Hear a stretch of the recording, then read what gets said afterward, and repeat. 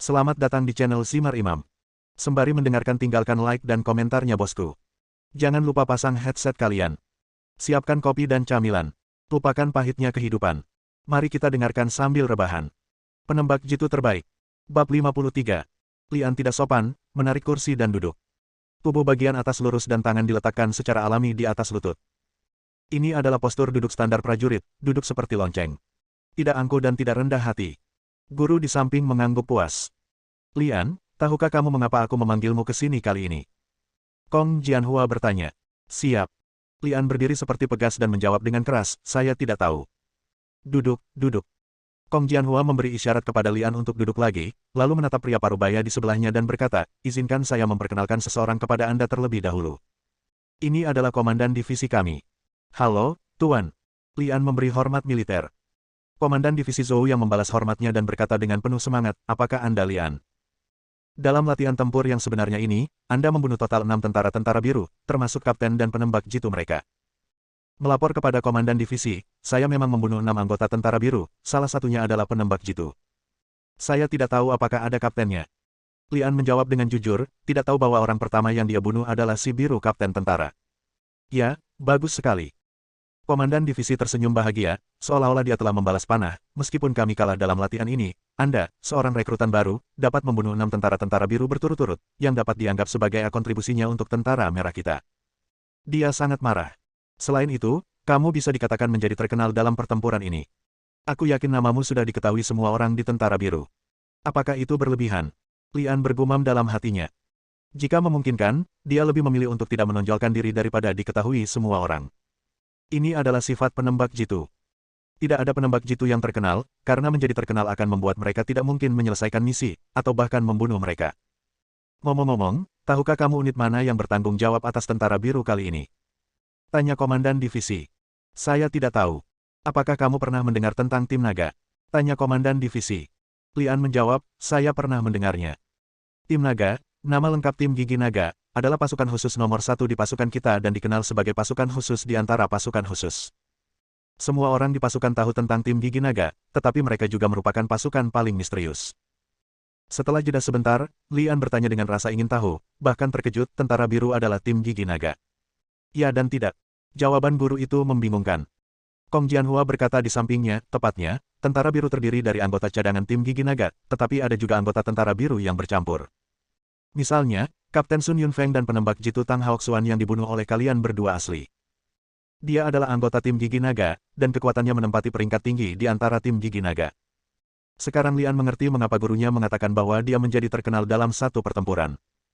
Hanya saja anggota cadangan tim Ryuga begitu kuat, jadi bisa dibayangkan anggota tim Ryuga yang sebenarnya.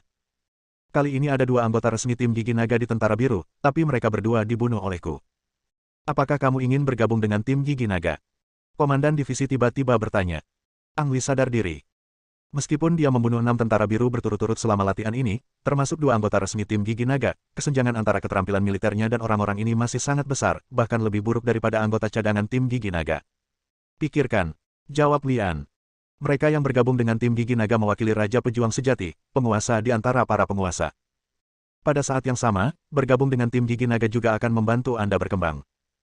Coba pikirkan, seorang pria harus memiliki semangat keberanian untuk maju.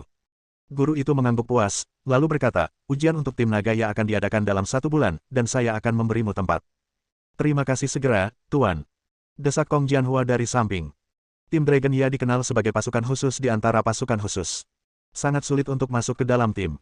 Tidak berlebihan untuk mengatakan bahwa hanya ada 3 tempat dalam satu resimen, tetapi komandan divisi memberi Lian 1 tempat secara default. Ini jelas merupakan masalah besar, dan juga menunjukkan kepercayaan pada Ang Li. Terima kasih, Tuan. Lian memberi hormat. Tidak perlu berterima kasih padaku, kamu pantas mendapatkan ini.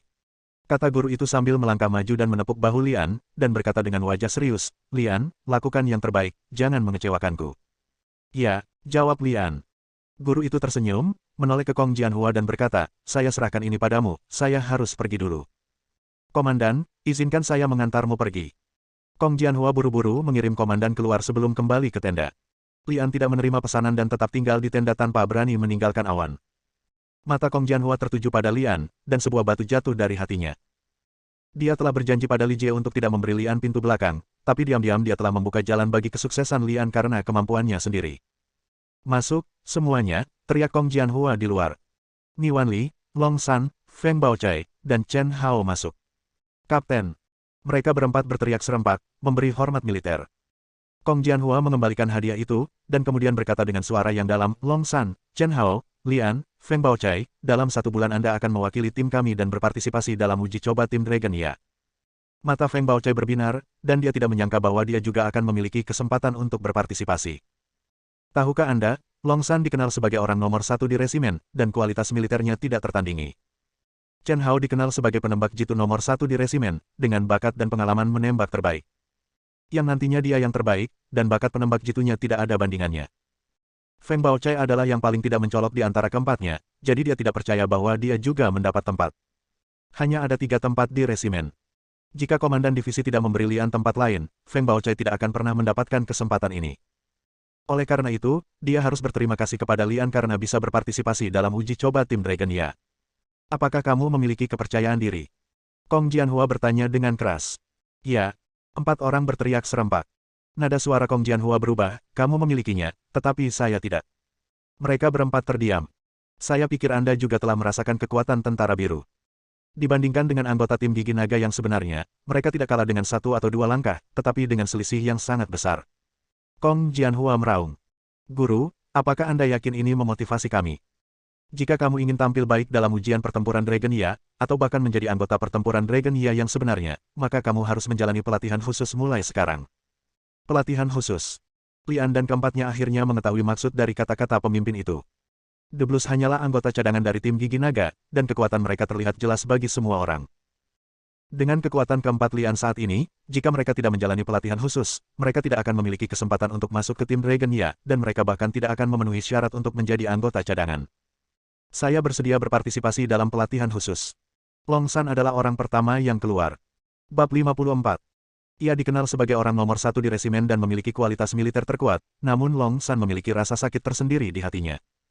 Saya berpartisipasi dalam uji coba tim Dragon Ya 3 kali berturut-turut, tetapi gagal sekali. 3 kekalahan merupakan pukulan besar bagi Long San, dan ini adalah yang keempat kalinya. Long San diam-diam memutuskan bahwa jika dia gagal lagi kali ini, dia akan melepaskan ide untuk bergabung dengan tim gigi naga dan pensiun. Dia tidak mengungkapkan ide ini kepada siapapun, tapi ini adalah kesempatan terakhirnya. Saya bersedia mengikuti pelatihan khusus. Saya bersedia mengikuti pelatihan khusus. Saya bersedia mengikuti pelatihan khusus. Lian dan mereka bertiga berkhotbah satu demi satu. Oke, mulai sekarang hingga uji coba tim Dragon Ya dimulai, kalian berempat akan sepenuhnya diperintahkan oleh Niwan Li, yang akan bertanggung jawab atas pelatihan khusus kalian berempat yang diperintahkan Kong Jianhua. Mata Long San berbinar ketika dia mendengar bahwa Niwan Li akan bertanggung jawab atas pelatihan khusus. Yang lain tidak mengetahuinya, tapi Long San terasa seperti cermin di hatinya. Niwan Li dan Zhang Nan adalah satu-satunya yang masuk ke tim cadangan tim Long Ya. Jika bukan karena kecelakaan pada akhirnya, mereka akan menjadi anggota resmi tim Long Ya. Niwan Li bertanggung jawab atas pelatihan khusus, yang berarti mereka berempat memiliki peluang lebih besar untuk masuk ke tim cadangan tim Long Ya, atau bahkan menjadi anggota penuh. Pemimpin regu, aku akan menyerahkan bulan depan padamu. Long San berbalik dan memberi hormat pada Niwan Li. Pemimpin pasukan Ni, hidupku adalah milikmu mulai sekarang. Kamu bisa berlatih sesukamu. Dan aku. Pemimpin regu Ni, jangan perlakukan aku seperti manusia. Latih aku dengan cara yang paling kejam. Pemimpin regu, aku serahkan padamu. Chen Hao, Feng Baochai dan Lian berkhotbah secara berturut-turut. Menghadapi Lian yang antusias dan 4 orang lainnya, Niwan Li tampak murung dan menerima tugas yang sulit. Aku beri waktu 3 menit untuk membersihkan diri. Tunggu aku di luar. Ya. Mereka berempat merespons dan bergegas keluar seperti angin. Niwan Li memberi hormat pada Kong Jianhua, berbalik dan berjalan keluar tanpa mengucapkan sepatah kata pun. Kong Jianhua menghela nafas pelan dan berkata dengan nada serius, Wan Li, maafkan aku. Selain kamu, aku benar-benar tidak dapat menemukan orang lain yang bisa melatih mereka. 3 menit kemudian, mereka berempat, Lian, sudah berkumpul di ruang terbuka stasiun dengan ransel di punggung dan bersenjata lengkap. Niwan Li menatap mereka berempat dengan dingin, naik dan melemparkan semua senjata api dan ransel ke tanah, hanya menyisakan 1 pedang untuk masing-masingnya. Kecuali pisau ini, kamu tidak memerlukan apapun lagi untuk bulan depan. Meski sudah musim semi, hawa dingin masih sangat menyengat di malam hari. Apakah Anda memerlukan selimut? Dan senjatanya, bukankah dikatakan bahwa senjata itu adalah nyawamu? Ada juga botol air, biskuit kompres, kotak P3K, Del. Apakah tidak ada gunanya?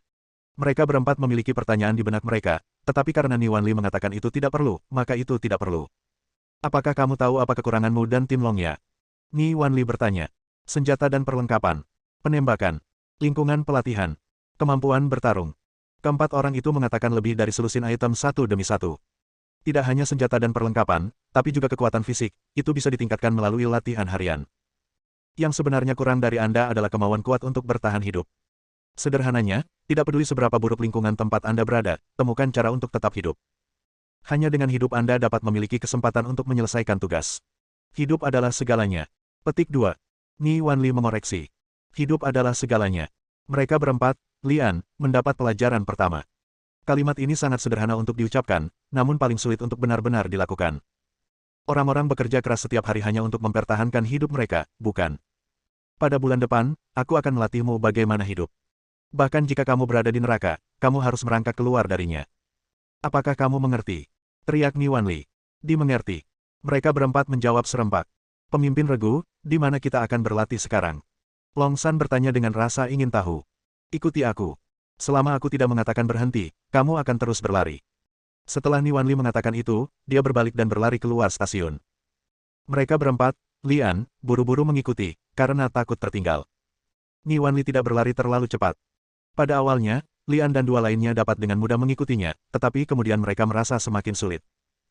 Ini adalah gunung, tapi Ni Wanli selalu bisa berlari dengan kecepatan yang sama, dan itu adalah lari maraton tanpa berhenti untuk beristirahat di tengah. Mereka berempat, Lian, mengikuti dengan sekuat tenaga, dan mereka berlari sepanjang malam. Malam ini terasa mudah pada awalnya, sulit di tengah-tengahnya, dan akhirnya terasa seperti sekarat. Bahkan Long San, yang memiliki kebugaran fisik terbaik, tidak dapat mengimbangi kecepatan Ni Wanli. Li Ping'an mampu menenangkan diri dengan mengandalkan metode pernapasan tanpa nama. Chen Hao dan Feng Baochai terpaksa berhenti beberapa kali di tengah, dan pada akhirnya mereka merangkak begitu saja. Matahari berjuang untuk keluar dari langit, membawa secercah cahaya ke bumi. Ni Wanli berdiri di puncak gunung, tampak begitu megah di bawah sinar matahari. Berlari sepanjang malam sepertinya tidak berdampak pada dirinya. Long San dan Lian berlari ke sini dan pingsan di tanah, otot-otot di kaki mereka berdetak tanpa henti. Feng Baochai dan Chen Hao tiba di sini terlambat 2 jam, dan kemudian berbaring di tanah karena tidak mau bangun lagi. Gulu. Setelah 1 jam istirahat, Lian hampir pulih, namun perutnya mulai protes. Bagi dia yang nafsu makannya besar, dia sudah lapar. Monitor, kita sarapan apa? Lian bertanya penuh berharap untuk makan besar. Oh, aku lupa memberitahumu bahwa bulan depan, setiap orang harus menemukan cara untuk makan sendiri. Kata Ni Wanli dengan ekspresi minta maaf, dan kemudian melanjutkan, aku akan memberimu waktu setengah jam sekarang. Kembalilah dan berkumpullah setelah kamu makan dan minum secukupnya. Wow, wow, wow. Beberapa burung gagak tua terbang di atas sambil berteriak mengejek. Setelah setengah jam, kembalilah setelah makan dan minum. Saudaraku, apakah menurutmu ini pasar? Lian dan 3 orang lainnya berbalik dan melihat sekeliling. Pegunungan dan punggung bukit yang tandus adalah gambaran yang paling cocok.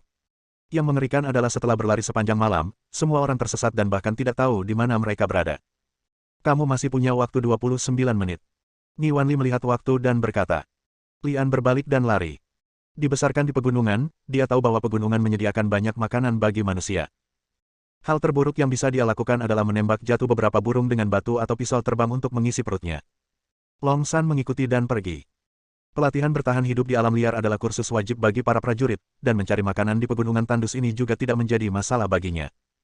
Feng Baochai yang malang dan Chen Hao ingin pergi bersama, tetapi kaki mereka tidak berfungsi sama sekali dan mereka hanya bisa berbaring di tanah dan terus beristirahat. Setengah jam terlalu singkat. Bahkan jika Lian bisa berburu hewan buruan, dia tidak punya waktu untuk memasaknya. Dia hanya bisa menemukan makanan siap saji seperti buah-buahan liar untuk memuaskan rasa laparnya. Bersambung.